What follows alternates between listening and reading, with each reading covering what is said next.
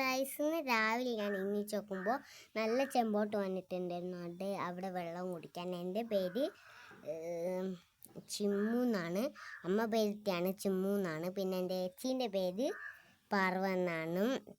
എൻ്റെ അമ്മേൻ്റെ പേര് അനഘാണു. എൻ്റെ അച്ഛൻ്റെ പേര് പ്രഭീഷനുമാണ്. അപ്പം ബാക്കിയുള്ള വീഡിയോ ഞാൻ അടുത്ത വീഡിയോയിൽ അയച്ചു തരാം. അപ്പം ഇതെന്തായാലും ഒന്ന് കണ്ടോക്കിട്ടോ. എൻ്റെ വീട് കാണിച്ചു തരാം. ശരിക്കത്തെ എൻ്റെ വീടാണ് ഇത്. പെയിൻ്റെല്ലാം അടിച്ച് നല്ല ഇതാക്കണം.